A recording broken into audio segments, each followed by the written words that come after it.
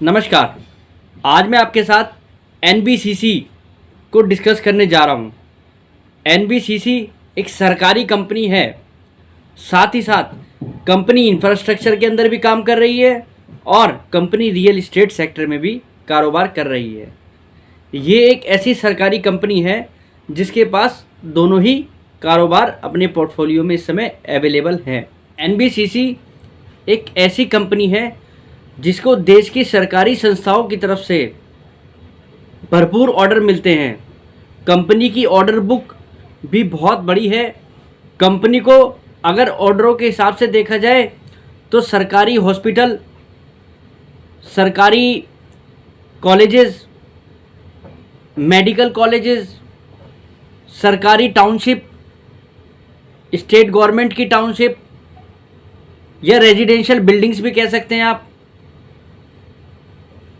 Office buildings, commercial space, इस तरीके के सभी प्रोजेक्ट इस कंपनी को लगातार मिलते रहते हैं और इस कंपनी के पास ज़्यादातर ऑर्डर रीडेवलपमेंट के भी होते हैं। जिन जगहों को सरकार को दोबारा से डेवलप करना होता है तो उस तरीके के प्रोजेक्ट भी इस कंपनी के पास भरपूर हैं। क्या हमें एनबीसीसी के शेयर को लेना चाहिए? क्योंकि जिस तरीके से गवर्नमेंट का इंफ्रास्ट्रक्चर सेक्टर पर फोकस है और रियल इस्टेट सेक्टर में जो पॉजिटिव न्यूज़ आती दिखाई दे रही हैं, क्या इस कंपनी को आगे बेनिफिट होगा और इसके शेयर में वो तेज़ी दिखाई देगी? आज इस वीडियो के माध्यम से मैं आपके साथ एनबीसीसी का कंप्लीट एनालिसिस करने वाला हूं, क्योंकि एनबीसीसी के अंदर कुछ खामियां भी हैं। अगर कंपनी की इतनी बड़ी ऑर्डर बुक है तो कुछ कंपनी के अंदर खामियां भी हैं। मैं वो ही आपको बताना चाहता हूं जिससे आपको कंपनी के शेयर को खरीदने में और कितने समय के लिए खरीदना है, ये सब चीज़ें जानने में मदद मिलेंगी। चलिए वीडियो शुरू करते हैं। एनबीसीसी एक डेट फ्री कंपनी है, यानी कि कर्ज मुक्त कंपनी है। कंपनी को लगभग 93.5% रेवेन्यू अपने पीएमसी कारोबार, जिसके अंदर कंपनी जो है, मैंने आपको जैसे बताया, बिल्डिंग्स वगैरह का कंस्ट्रक्शन जो करती है उस कारोबार से, और लगभग रियल इस्टेट के कारोबार से मिलाकर कंपनी को 93.5% बिजनेस आता है।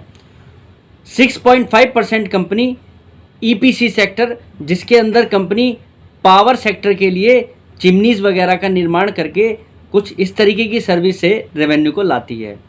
तो मेन जो कंपनी का काम है वो बिल्डिंग्स बनाने का है नेशन के लिए, जिसमें अलग अलग तरीके की बिल्डिंग्स होती हैं। कंपनी ने अपनी प्रेजेंस भारत के बाहर भी दी है। मॉरिशस जैसी जगहों पर कंपनी वहाँ पर सुप्रीम कोर्ट का भी मॉरिशस की निर्माण कर चुकी है। मॉरिशस में एक टाउनशिप भी बना चुकी है कंपनी।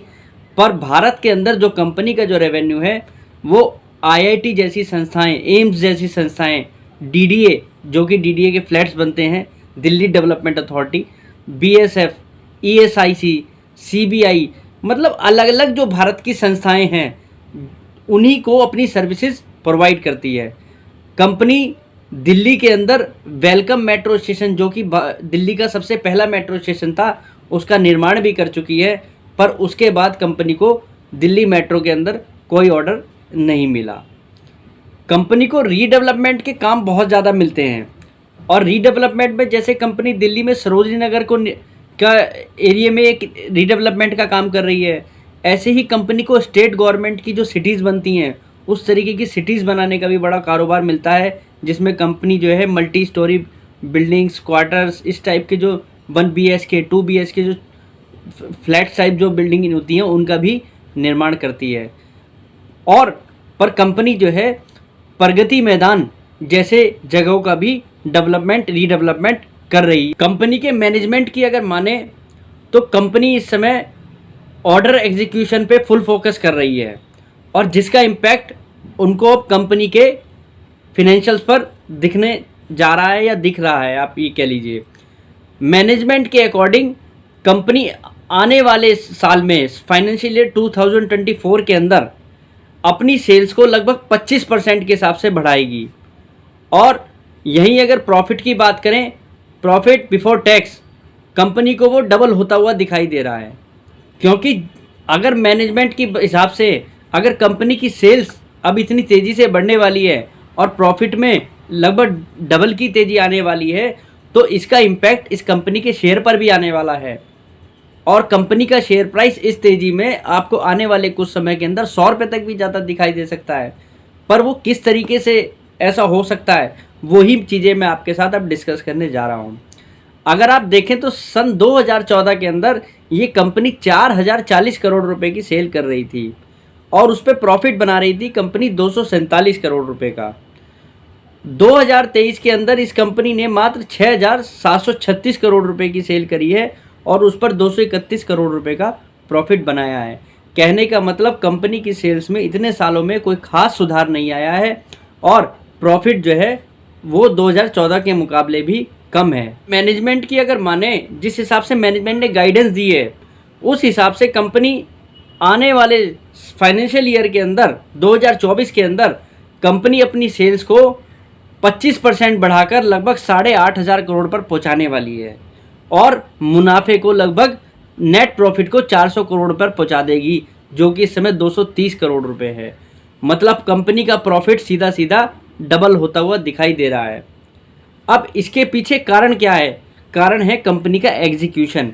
कंपनी एग्जीक्यूशन को लेकर अब ग्रोथ दिखा रही है और मैनेजमेंट ने ये भी गाइडेंस दी है कि कंपनी के आने वाले कुछ सालों के अंदर अब सेल्स पर इसी तरीके की ग्रोथ देखी जाएगी। अब अगर सेल्स में इस तरीके की ग्रोथ होगी और एग्जीक्यूशन में ग्रोथ होगी और प्रॉफिट में अगर ग्रोथ आएगी तो वो ईपीएस पर भी दिखाई देगी, जिसके कारण कंपनी के शेयर की रीरेटिंग भी होगी। अब उस रीरेटिंग में कैसे इस कंपनी का शेयर 100 रुपये का जा सकता है, वो भी मैं आपको बताऊंगा। पर उससे पहले मैं आपको इस कंपनी के बारे में कुछ वीकनेस बताना चाहता हूँ। जी हाँ, कुछ वीकनेस ऐसी हैं इस कंपनी की जो कि आपको ज़रूर जाननी चाहिए। दरअसल एनबीसीसी के अंदर एक सबसे बड़ा इशू है ऑपरेटिंग प्रॉफिट मार्जिन। अगर आप कंपनी का ऑपरेटिंग प्रॉफिट मार्जिन देखेंगे तो आपको हमेशा से सिंगल डिजिट में दिखाई देगा और कंपनी का ऑपरेटिंग प्रॉफिट मार्जिन पिछले कुछ सालों से तो 7% के कभी भी ऊपर गया ही नहीं है, 4, 5, 6, 7% में रहता है, जिसके कारण कंपनी को प्रॉफिट भी बहुत कम होता है। दूसरा, इस कंपनी के अंदर सबसे बड़ी जो प्रॉब्लम है, कंपनी का वर्किंग कैपिटल डेज का ऑलवेज नेगेटिव होना। मीन्स कंपनी के एग्जीक्यूशन में इतना बड़ा इशू है कि कंपनी को जिस तरीके से ऑर्डर्स आते हैं उस तरीके से कंपनी उनको एग्जीक्यूट करके जल्दी से उसको सेल में कन्वर्ट नहीं कर पाती, जिसके कारण कंपनी का वर्किंग कैपिटल डेज हमेशा से ही नेगेटिव रहा है। इस कंपनी के अंदर अगर आप शेयर होल्डिंग पैटर्न को देखेंगे तो पब्लिक के पास इस कंपनी के 24% शेयर हैं।